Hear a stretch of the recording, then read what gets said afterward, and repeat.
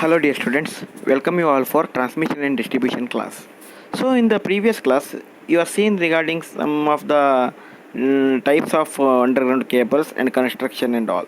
So in this one few things are there, but which is not at all mentioned in your syllabus. If you want you can go through on these things on the different types of cables where which is belted cables, screened cables, and pressure cables. So I will just touch these things. Belted cables are common types, and which is construction is suitable for only low and medium. So we can use it for 11 kV. Screened cables are have in that one there are two different types. One is H type, and another one is SL type. So this is usually for 22 to 33 kV up to 66 kV we are going. So the construction it is little bit changes. And next is the pressure cables, where pressure cables are with oil filled cables, and the gas pressure cables are there. So these are for used for the high voltages. So depending upon your voltage ranges, it is changes. Beyond 66 kV pressure cables are used. Within the 22 to 66 kV we are using the screened cables, and below that 11 kV and all belted cables are used. This is the types of cable. So you can go through it. This is just simply theory parts, and we will move to next is laying of the underground cable. So different methods of laying. One is direct laying is there. Advantage and disadvantages of the laying. So I will just mention the advantages. A very simple and less costly method. Gives the best condition for dissipating the heat from the heat generated in the cable. And it is a clean and safe method, as the cable is invisible and free from the external disturbance. And disadvantages are here. Extension of the load is possible only by a completely new excavation, which may cost the much as the original work. Means if any extension is there, we need to do a same work from the starting. And the alterations in the cable network is not easily made, and maintenance cost is very high. Maintenance will not come. If it is comes, means it is very high. Locationizing the fault is very difficult, and it cannot be used congested areas. So there is a different problem. So these are the disadvantages. Next is the draw-in system. Advantages are repairs, alterations and additions of the cable network can be made without opening the ground. As the cables are not armored, therefore joints become simpler and maintenance cost is reduced. There are very less chances of fault occurrence due to strong mechanical protection provided on the system. Disadvantages is initial cost is high. The current carrying capacity of the cable is reduced due to the close grouping of the cables and unfavorable condition for dissipation of the heat. So these are the drawing system. Another one is solid system. It has what some disadvantages are: more expensive, skilled labor, and favored weather condition, and due to poor heat dissipation facilities, the current carrying capacity of the cable is reduced. So this is regarding the solid system. So these are the things which is not mentioned in your syllabus, but just to have go through it, because we require the knowledge of these things. Okay, while studying the underground cables, we should know this knowledge. Next, the important thing is insulation resistance of a single core cable. This is the mentioned in syllabus, and you can just see that figure 11.12, where a single core cable is taken. One core is there inside the circle. The whatever things are shown with a line, that is the conductor. Over that insulation is there.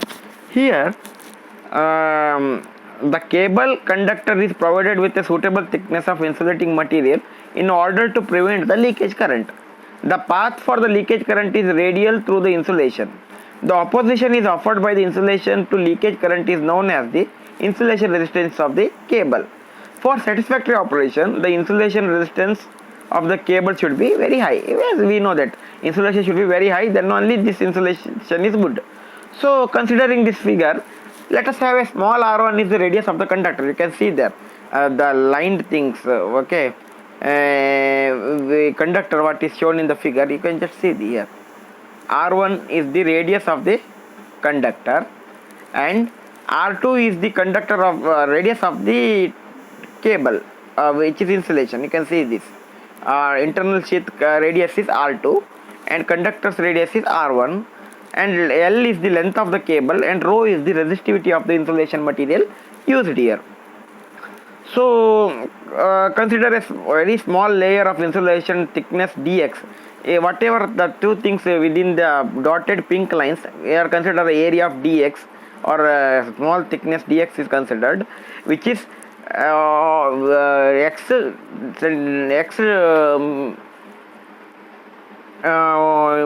radius or x meters or whatever centimeter we are considering the radius. It is away from the center with a x distance of radius. The dx strip is considered here. Okay, the radius is x for the dotted pink lines in between whatever we are considering a small layer of insulation. Okay, the length the length to which the leakage current tends to flow is dx, because we know that it is flowing in radius or radial, so that's why it is dx. The area of the cross section offered by this flow is 2 pi xl. We know 2 pi xl is the area, l is the length, 2 pi is for circular things. Okay, so insulation resistance is considered of the layer is rho, that is resistivity, into dx by 2 pi xl. So this is for a small strip.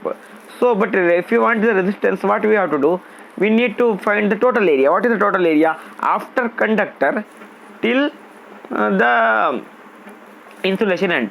After conductor means what? It starts from the radius r1, ends at the radius r2. So the integration is done here from integration r1 to r2 with rho dx by 2 pi xl.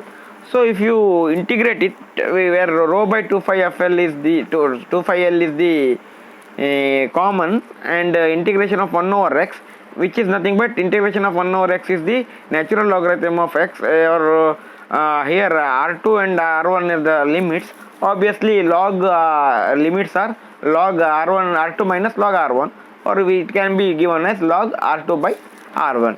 You can see in this equation that r is equal to rho by 2 pi l into natural logarithm of r2 by r1. So this is the insulation resistance of the cable. You can see one problem here. A single core cable has a conductor diameter of 1 centimeter and the insulation thickness of 0.4 centimeter. If the specific resistance is 5 into 10 raised to 14 ohms centimeter, calculate the insulation resistance for a 2 kilometer length of the cable. So let us see the radius first. The diameter of the cable is given, that is 1 centimeter. If it is radius means r1 is equal to 1 by 2, that is 0.5 centimeter. Length of the cable L is 2 km long, that is 2000 meters. Resistivity is given, that is rho.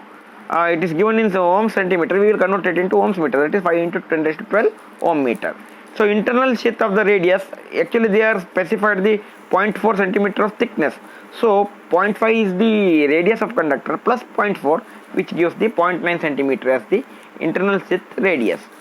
So insulation of the cable R is given by rho by 2 pi l, natural logarithm of r2 by r1. Anyhow, all the values are there. If you put the values there, we will get the insulation resistance of 234 mega ohm. The same type of another problem is given is 11.2. You can see here insulation resistance of the single core cable is directly given here. Insulation resistance 495 mega ohm per kilometer. If the core diameter is 2.5 centimeter and the resistivity is given with 4.5 into 10 raised to 14 ohm centimeter, find the insulation thickness. Here we need to find the thickness.